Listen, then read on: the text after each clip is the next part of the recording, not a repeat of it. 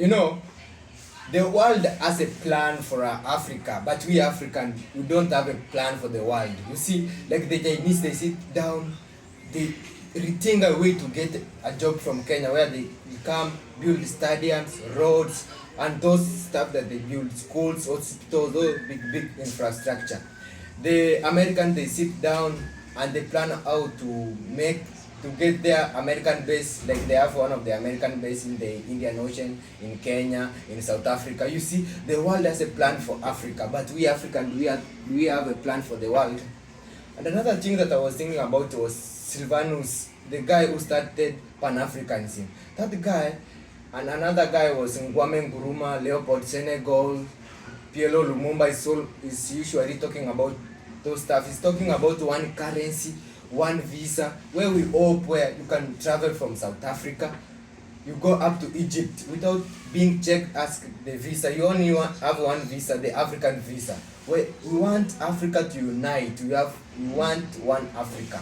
You see, the dream of those guys, it was when Africa unites, we shall conquer the world, where we can trade freely without the boundaries. The boundaries was something that we inherited from the British guy. That thing has been hindering from trading, where you can travel from, let's say you want to travel from Kenya, you want to go to South Africa, you must have a visa. Imagine whereby you want to start a business, you don't need to have such kind of document like the visa. You just go to South Africa, you trade, and then in the evening you travel by plane to Kenya. Imagine that was their dream, that was their vision, the hope that they wanted. You see, another thing that I was thinking about was like, you see, those people who are controlling us, who enslaved us. You see, those people have a chameleonic nature of behavior. You see, those people behave in a different ways. They enslaved us. These people are the same people. You see, enslavement, those days they used to take people from Africa.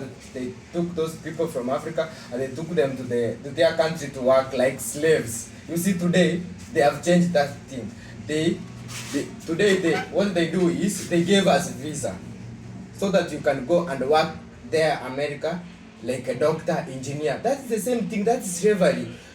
We want Africa whereby we create our own job for engineers, for doctors, for teachers. Not that we depend on visas, such kind of stuffs. You see, another thing that I was thinking about was, if a tree does not bend, the tree will be broken by wind. So we need to bend ourselves, adjust our program, our system, so that we can create ourselves, unify ourselves, create a system whereby we can depend for ourselves.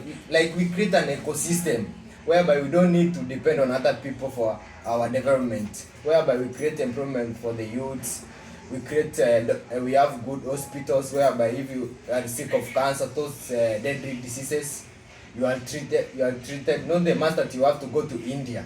You see, we have knowledgeable people. We have doctors in Africa. We have people who have learned. You see, we have engineers who can do great things, but the issue is resources. We don't fund them. Our government is lazy. You see, there's a time that I had a chance to listen to one of the conferences that the Chinese people had. You see, the great thing that I listened from them was the Chinese, they sit down and they plan for 100 years. Imagine, those 100 years, they will not exist. The thing that they are planning for their generation. You see, they are planning something for the generation. Like, they don't have greed for themselves. They are planning, let's say they are planning for technology. They build an hospital that will last for 100 years. They have a plan for the intergeneration. Now come to Africa, whereby our politicians only plan for 5 years. They plan those foolish things. The only thing that they plan for is election. They want to be elected into office. You see, they want to get a chance to come back into office so that they can squander money, they can do corruption, those bad deals. They build, you see, and a politician is given a chance to build a road. They squander money, like let's say they are given 100 million. They take a half of 50 million and then they use 50 million to build the road. Imagine the kind of the road that will be built.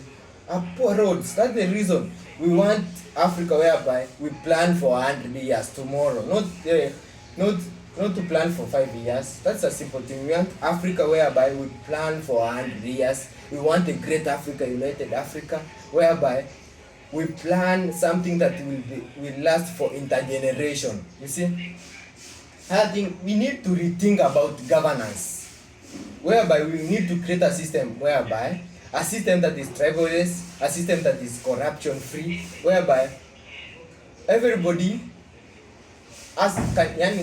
what I want to mean, you can get a job anywhere in the country. Like you can acquire job easily after finishing, let's say after acquiring your degree, you can acquire a job easily. Not whereby the system of governance is corrupt and you lose hope, you cannot get a job easily. You see, another thing that I was thinking about is to remove the boundaries. Visa, we have one visa, we have one Africa. You see, another thing I wanted to talk about is we Africa, we need to have a community whereby we exist after living. We live a community better than we found it. You see, we want something that changes after. Let's say that you exist, you bring a change to the country after a change that will last for intergeneration. Not that you want to exist there. We need something that's changed for Africa. We need a unified Africa, a great Africa. Yeah, I thank you. If you like my content, kindly subscribe, like, and comment. Yeah, thank you.